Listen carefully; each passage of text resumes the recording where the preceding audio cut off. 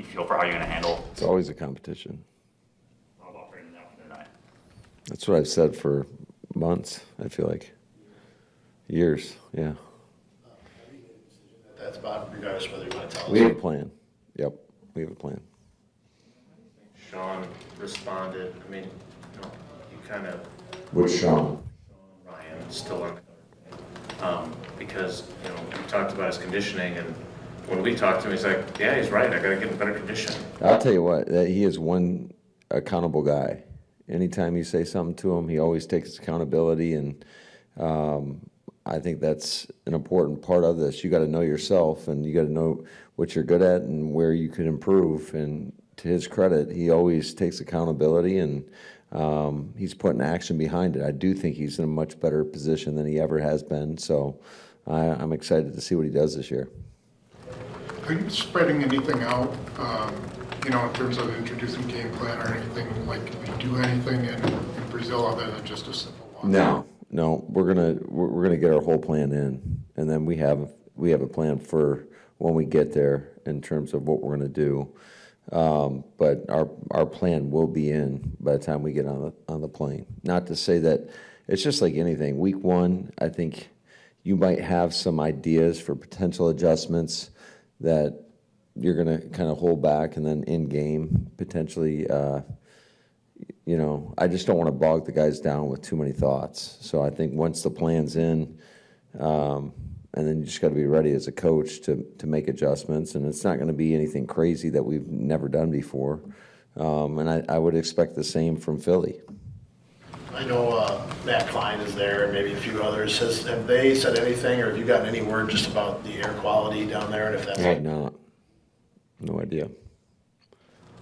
With everybody practicing and acknowledging that it's always a competition, so you had 5 weeks of training camp to kind of get a feel for everybody, but are there spots up for grabs from getting to 53 to 48 or even 70 to 48? Yeah, I think every week there's always some tough decisions that it's going to come down to, whatever factors it may, whether it's on teams or maybe there's a certain matchup you want to see on a certain week. So, but those are constant conversations, and basically what I told our guys, whether you're on the 53 or you're on the practice squad, it really doesn't matter. In today's NFL, with the ability to call people up, everybody has to prepare like they're the starter. And that's what I expect out of our guys, is they have to get ready to play, because you don't know when your opportunity is going to present itself, and you better be ready for it, because you might not get a second one. So all these guys have to prepare that way. Hey Matt, you said very clearly yesterday your focus is on the Eagles, but A.J. Brown said earlier in the week, that Sirianni had a meeting and there was a list of don'ts to do on this trip. Have you talked to your guys about this is not the same as a road trip to... I've only talked to our guys about the Philadelphia Eagles and what we need to do. Also address that. We have not talked about it. Matt, do you have to make any, do you have to make any concessions, or will you guys be able to get to the stadium either earlier on Friday or at least get there a little bit Thursday to look around and see what it's like? Or is it just going to be a regular show up however many hours beforehand that you normally do? Yeah, same as we do every week. How's Malik progressing? Willis? Yes. He's doing a good job. Found out that there's enough carryover between schemes that he's able to assimilate here fairly quickly. Yeah, I think he knows what he's doing. Again, it's still the refinement of everything, the details, the fundamentals, but he's working hard at it. You mentioned the fundamentals. Is that a big change for him? I think everybody maybe might coach footwork a little bit differently, and I've said it a million times in here, I think that's the foundation for good, consistent quarterback play. It always starts with the feet. I mean, certainly these guys, you better have arm talent or you're not going to even have an opportunity to come into this league, and he certainly has that. It's just about the refinement of the footwork and what we're asking our guys to do. Matt, does the whole practice squad travel, or just the guys who are elevated? It'll be a select. It'll be a select few. What your normal, like during the regular season, what do you normally Again, select, I would say. And each week could be different. We could have more or less, depending upon, where we are typically, I would say this,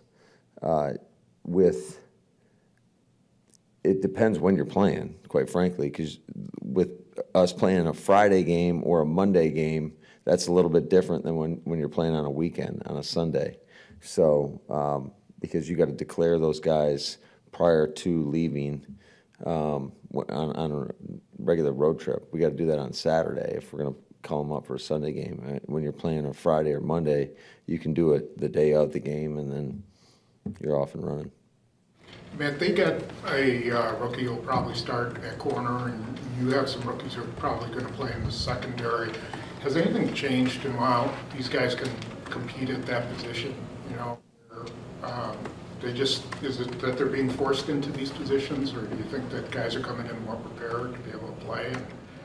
You know, I think every situation is a little bit different. I think a lot of it is dependent upon what you're asking guys to do and what they're capable of handling. And certainly you want to make sure that you never want to put a guy in a position that you haven't put him through before in practice.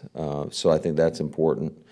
And I would say just everybody's got a different learning curve. Some guys pick it up a little bit faster than others. And we're lucky, and I can only speak to our guys in terms of just their ability. I think that we've got some pretty good, what we call FBI guys, you know, football intelligence. You know, it's just, I think that it's been easy for them, and they've been able to pick it up. And certainly that's one thing that you always look for, I think, especially from the scouting aspect, is how fast do guys learn, and are they rep guys, or, you know, can you tell them and they can take it from the classroom to the field.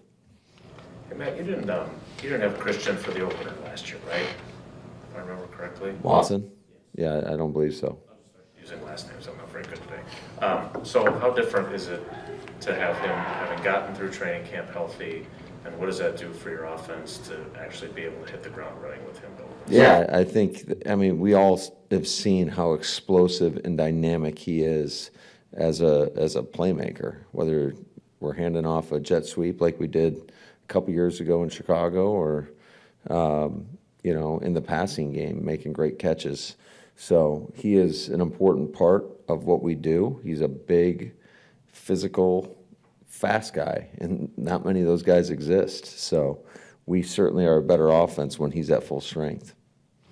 So you got Jacobs in March. Did you start right away kind of as a play caller and an innovator offensively, start thinking about, okay, all these different kind of ways I can use him, and what has that process been like for you? Because you're now on the cusp of actually using him. Yeah, I mean, I would say from a run standpoint, you're going to run your run schemes, and certainly, like, the more experience you get with somebody, you find out what they like, what they're best at.